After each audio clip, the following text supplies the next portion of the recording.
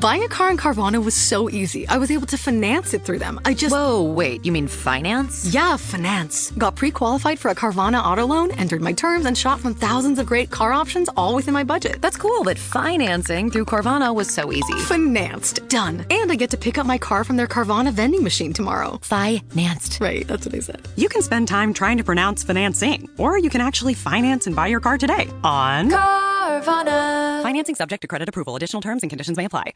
Pet Life Radio. You're listening to PetLifeRadio.com. Welcome to Animal Rights on Pet Life Radio. This is your host, Tim Link, and I am very excited to be here today. I want to thank you all for joining us.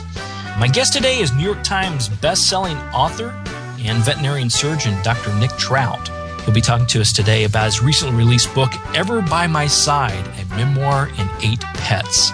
It's a really fantastic book. The book details how the pets that Dr. Trout's had throughout his life have helped him and shaped him into the person he is today. So I'm excited to talk to him a little bit about that in just a moment.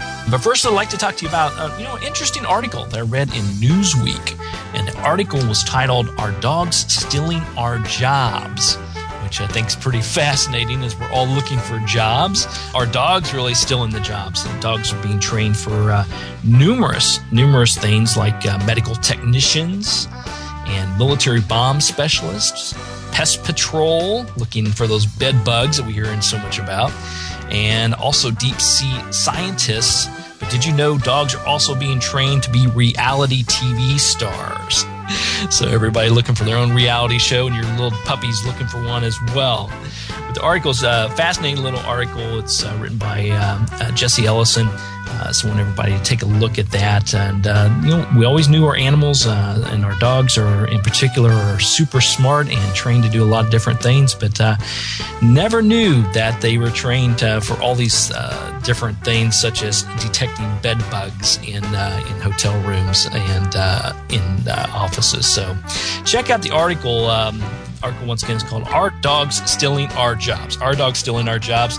You can go to the Animal Rights blog on Pet Life Radio. So go to PetLifeRadio.com, click on Animal Rights blog, and you can read a little bit more about the article. And I'll also give you a link to the Newsweek article so you can read the actual article.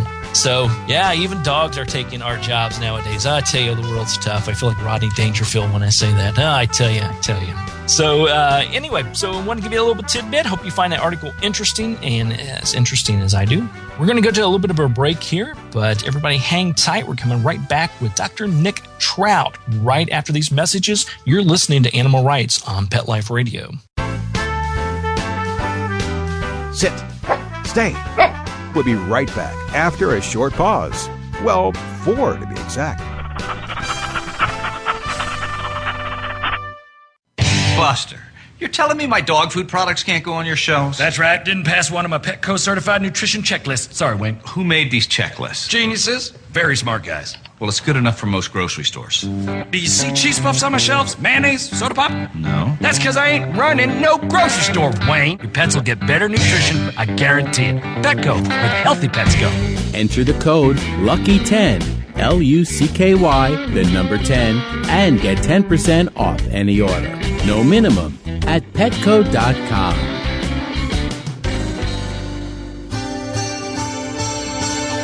I play tennis because I love to. But inside, I want to win. Take away the court, the net. I might not be a player, but I'll always be a competitor. Lady Foot Locker understands that. Lady Foot Locker, the first to carry Adidas off-court shoes and the gear that goes with them. If you play your best, there's no regret. Lady Foot Locker, one place, every woman. Go to ladyfootlocker.com and enter the code AFANW1LF to get 10% off any order of $50 or more. Or enter the code AFANW2LF to get 15% off any order of $75 or more at ladyfootlocker.com. How would you like your business to reach out and invite in our audience? We have a brand new trademark concept called InfoSeeds. InfoSeeds are short 20-second seeds of information about your place of business, practice, or service. Is the best, most cost-effective way to invite us in. We only have a limited number of slots left. For more information, visit the website PetLifeRadio.com. Click on sponsorship information. There you can listen to a sample of InfoSeed. Remember, only a limited number of opportunities are available. Hi everybody, I'm Megan Blake here with my sidekick Super Smiley, the giant mutt and spokes dog for throwaways. You're listening to Pet Life Radio, and I'd like to tell you about our brand new show, A Super Smiley Adventure. Our show explores adventures with animals. They can be traveling, out in the world trips, or inner journeys where our animals lead us to inspiration and self-discovery, or just plain fun adventures. Join us here on Pet Life Radio on A Super Smiley Adventure. Good boy. Let's Talk Pets on PetLifeRadio.com. Welcome back to Animal Rights on Pet Life Radio. Joining me now is Dr. Nick Trout, best-selling author, and has this fantastic new book out called Ever by My Side, a memoir in 8 pets. So when I talk to him a little bit about that, I love the title, definitely love the picture on the front of the book as well. So, Dr. Trout, thanks for joining Animal Rights on Pet Life Radio. Hi, Tim. Thanks for having me on the show. Our pleasure, our pleasure. Well, congratulations on the book. Thank you. I'm glad you liked the title, the subtitle, and the cover. Exactly. It's fantastic. I just love it. It's a very catching. It has a young gentleman on the front with his puppy dog, and that catches everybody's attention. And I love the fact that it's a memoir in 8 acts, and it's slashed out to actually reflect on the 8 pets. So tell us a little bit about the book. Yeah, I mean, it's really it sort of came about by me being someone who's written in the past about my professional relationship with animals, primarily, working as a veterinarian and the animals that come through the hospital door. And this time I wanted to capture, those personal animals in my life that have been with me from when I was a child all the way through to the present day. It was really my attempt to sort of say what these animals have imparted on me, the sort of messages, the sort of lessons I've been able to learn. I kind of liken it to when you pull up at a traffic light and the guy in front has a bumper stickers all over the back of the car, and you get a pretty good idea of the kind of person that person is just by reading these bumper stickers. Well, these little snippets of stories are the bumper stickers that the animals in my life have left on me, and I hope they give you an idea of what kind of a person I've become thanks to them. Yeah, that's a great analogy. I love that because you're absolutely spot on with that. You pull up and see the bumper stickers, and you know exactly what schools they attend, what church they attend, what their philosophy and political views are. That's right. It's like a Facebook on a car or something. Yeah, really. Well, tell us briefly about the 8 pets that you've had in your life. Yeah, I mean, it's a strange collection of animals because, when I was a little boy growing up, we didn't have a cat or dog or any other pet of our own. And the first animals I really got to know were the dogs of my grandmothers, my mother and my father's mother. And these were a really strange combination. I was blessed with an adorable, easygoing, happy, somewhat overweight Dalmatian called Cleo, who you could do no wrong by. If you tripped over her, she'd be apologetic and move out of your way as though it was all her fault. And the other dog was a snappy, aggressive little toy poodle named Marty. And of course, this was a dog that was, as I said, the pet that you could not pet. It didn't make any sense to me as a little boy to have an animal that you couldn't touch because it was potentially too aggressive and would bite you back. And so I was struck by what a strange combination of animals these grandmothers have. And it was really brought home to me when Marty, the snappy little poodle, decided to jump into the ocean, and my grandmother, who I thought had to be at least 200 years old, decided to jump in after this dog and rescue this dog. And that really hit home as a lesson for me to say, just because a relationship between a person and an animal looks different to me doesn't make it any less special. And that was one of my sort of earliest lessons in the unique relationship that people and the bond people can have, and how much it will motivate them to risk their own life to save an animal in this instance. And then as we moved on, finally we did get our own dog.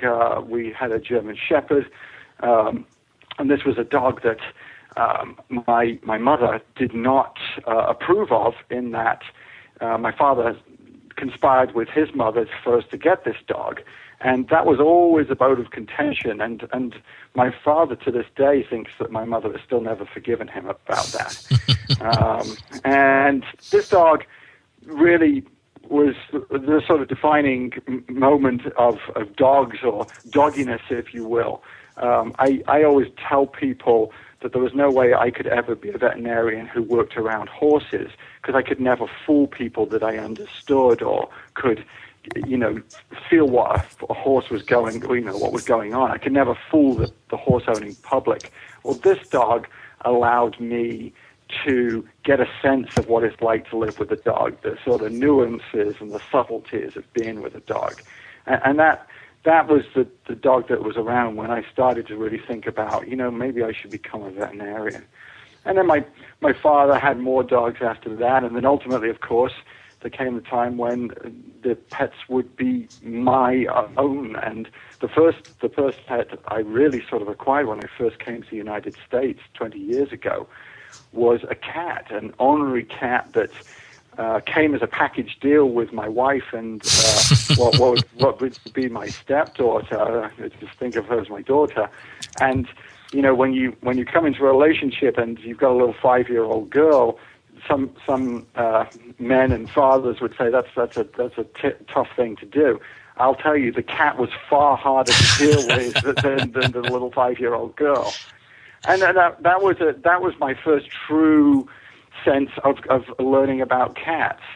And then as we're moving toward the present day, we've acquired a Jack Russell Terrier and a Yellow Labrador. And one of the great things about having a Yellow Labrador is my empathy with Labrador owners. I get how food-driven Labradors are. I get the whole oral fixation. I get how attentive and needy they are and how doting they are. And so, it's a great combination of having a Terrier and a Labrador. And as I say to everybody, guess who's the boss of that relationship? So it was really, and along the way there were other animals that just stepped up at the right moment to impart something that could just steer you in a certain direction or make you take a look at a different perspective. And, I really wanted to sort of show them off and give them their due, if you will. Absolutely, because they're huge parts of your life, obviously, and you're obviously honoring them not only by mentioning them, but the lessons they taught you.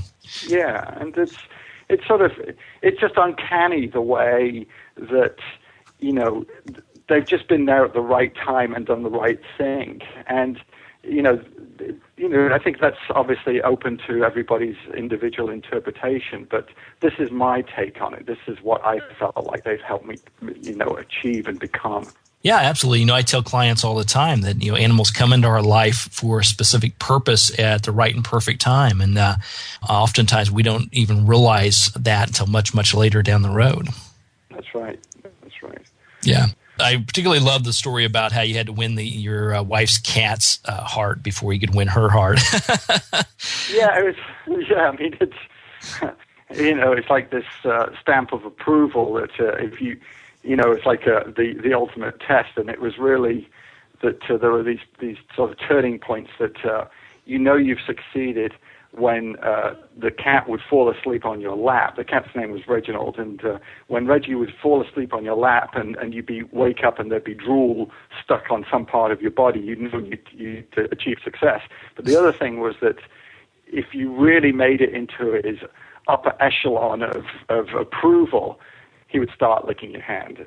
And it took a long, long time to get there because he was just innately an indoor-outdoor tough hoodie, I refer to him not as a slum dog, but a slum cat. He was, he was from the streets, and, he had an attitude. And that was always a huge part of his appeal, that he was so unattainable. You wanted to cuddle and hug and hold him, and he was just so tough and individual. He just didn't want any of that. And it was another fine lesson of basically, for a relationship to be right, just let it evolve, let it happen on his terms rather than trying to force it. And that was how it ultimately turned out. Yeah, very good. And you got the cat, you got the woman, and got everything, so you're all set. Well, everybody, hang tight. We're going to get ready to go to a commercial break, but we're going to come right back and continue our conversation with Dr. Nick Trout and his book, Ever by My Side. You're listening to Animal Rights on Pet Life Radio. Sit. Stay. We'll be right back after a short pause. Well, 4 to be exact. Love your pets but wish their medications were a lot less expensive? They are at 1-800-PET-MEDS. You'll not only save on flea and heartworm medications, but on prescriptions for arthritis, incontinence, thyroid, and more. And you get fast service, free shipping, and a 100% satisfaction guarantee. Plus, our licensed pharmacists ensure accuracy, monitor drug interaction, and more. See why over 5 million people have trusted their pet's health to 1-800-PET-MEDS, America's largest pet pharmacy. Call now or order online. Go to petmeds.com/lucky, LUCKY, to get 10% off any order and free shipping on orders of $39 or more at petmeds.com. I don't make any decisions about who to hire without going to Angie's List first. You'll find reviews on home repair to healthcare, written by people just like you. With Angie's List, I know who to call, and I know the results will be fantastic. Angie's List, who you can trust. Go to angieslist.com/rights and get 25% off any subscription. That's angieslist.com/rights, WRITES. Whether they're big, small, hairy, or whatever, you're going to need gear for your feet. And Kids Foot Locker's got all the great shoes and gear that'll get you in the game. Go to kidsfootlocker.com and enter the code AFANW1KF to get 10% off any order of $50 or more. Or enter the code AFANW2KF to get 15% off any order of $75 or more at kidsfootlocker.com. And cover those funky feet. When you're looking to add a pet into your life, consider adopting a homeless animal from your local shelter or rescue group. Whether you want a kitten, puppy, or a more mature pet, a purebred or a one-of-a-kind mixed breed, even a rabbit or hamster, your shelter has the best selection of animals anywhere, all screened for good health and behavior. PetLifeRadio.com presents Take Me Home with your host, Susan Daffron. Join us each week as we showcase wonderful pets, tell stories, and even throw some pet education into the mix. So get ready to find out why the pet adoption option can be a great way to add a furry companion into your life. Take Me Home every week on demand, only on PetLifeRadio.com.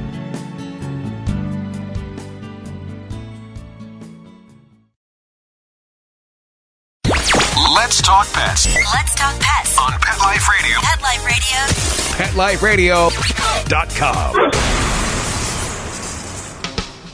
Welcome back, everybody. You're listening to Animal Rights on Pet Life Radio, and we're here talking to Dr. Nick Trout about his great book, Ever by My Side, a Memoir in 8 Pets. Now, Dr. Trout, we had there was a story in there about the German Shepherd you had named Patch. And I know recently that in the news gotten a lot of attention about childhood bullying. Tell us a little bit about Patch, the German Shepherd, and how it helped you through those experiences when you were a young lad. One of the reasons that we originally acquired this dog was my father felt like we needed a dog with a big booming bark because we lived in a kind of a rough neighborhood, and this was England in the 1960s, and the days of helicopter parenting hadn't really been invented back then, and I was out at a Cub Scout meeting. You know, I was dressed in one of those uniforms that was going to make me an easy target for some hoods in the neighborhood. And these two characters that I recognized from school that had the nicknames Carrot and the Slouch. These were an odd couple of, you know, they're a little older, a little heavier, had already started indulging in some smoking and trying to look tough and hoody. And I got cornered just outside of our house. And, you know, as dogs do, they're, particularly German Shepherds, they're very tuned into the perimeter that they are, you know, sworn to protect.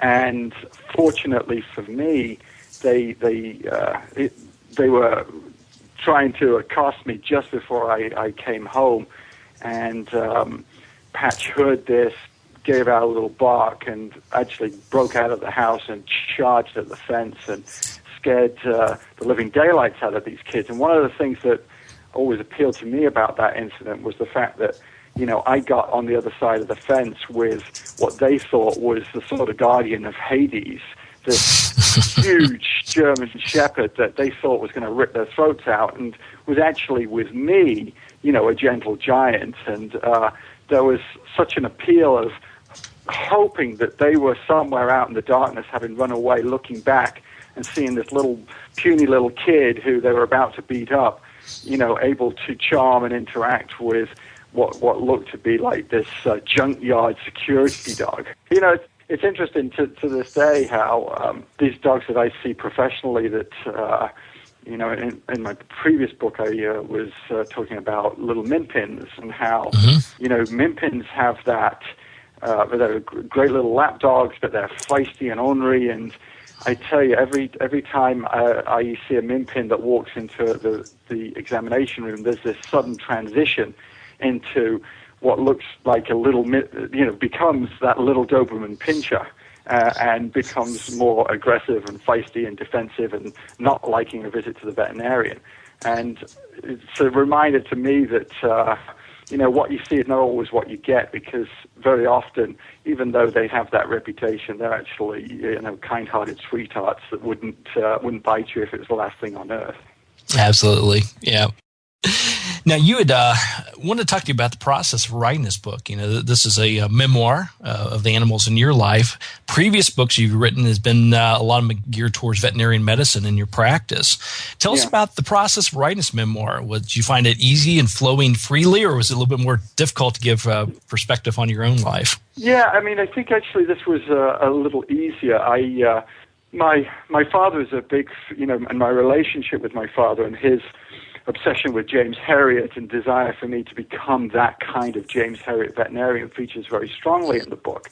You know, he became so obsessed that, you know, he started speaking with a Yorkshire accent and reading the books and leaving them around everywhere and watching All Creatures Great and Small all day long and learning all the lines to All Creatures Great and Small. And he now actually lives in the heart of James Herriot country in Wensleydale in Yorkshire, England.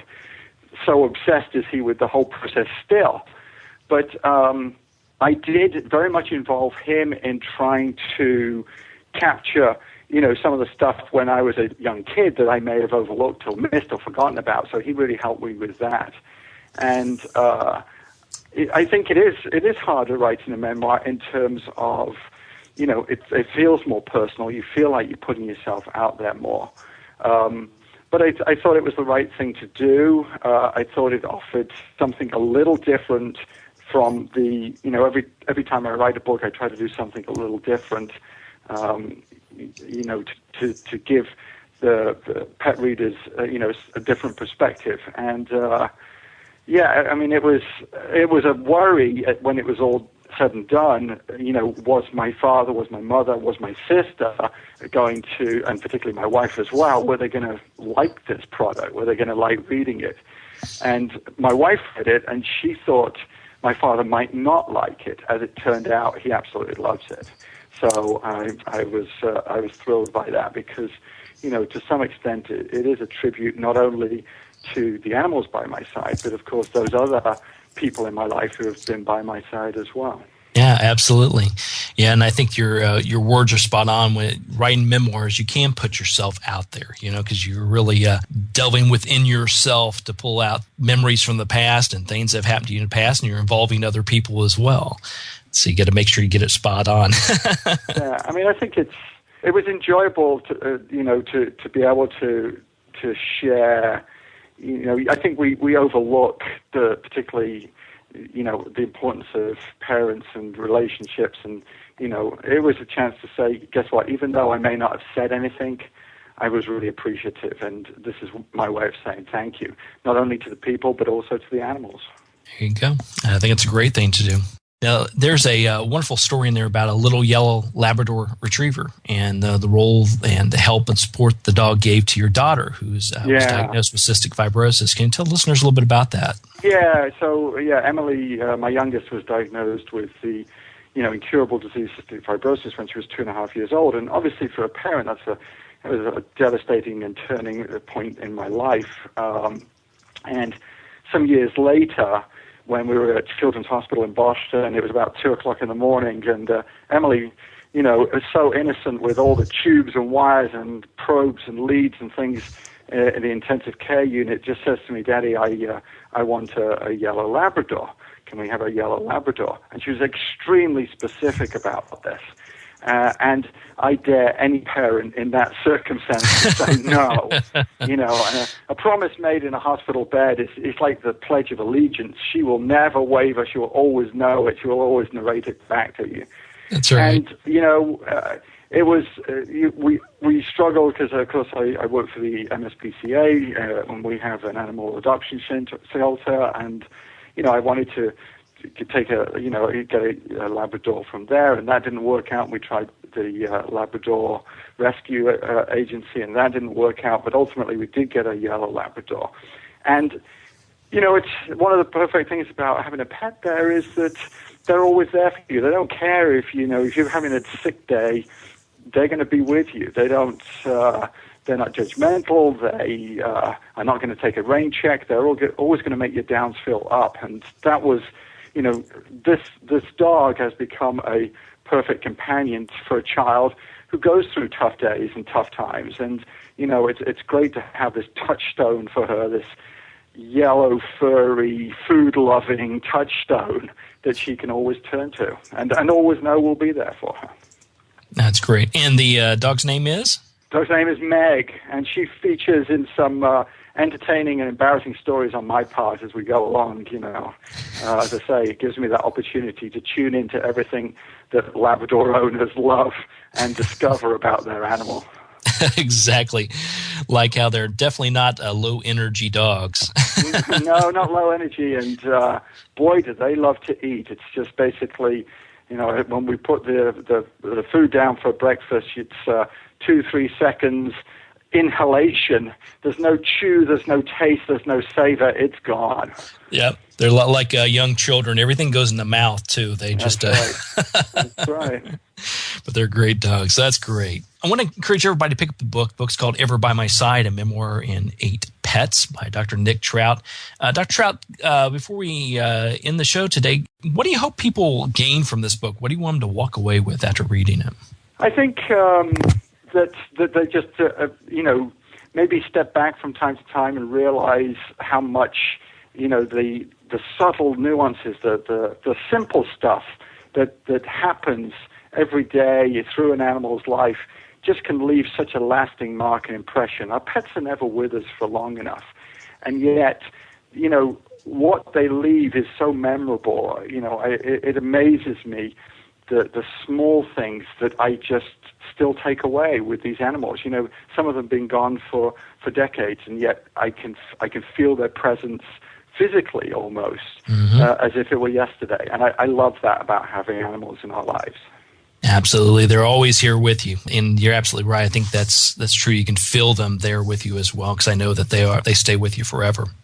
Well, you can find out more about Dr. Nick Trout and his book, Ever by My Side, A Memoir in 8 Pets, by visiting his Facebook page. You can go to facebook.com/Dr. Nick Trout, DrNickTrout. And the book, of course, is available nationwide.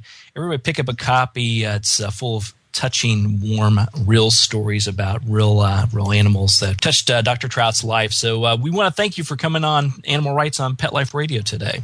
Oh, thanks, Tim. It's been great. Thanks for having me on the show. Our pleasure. Our pleasure.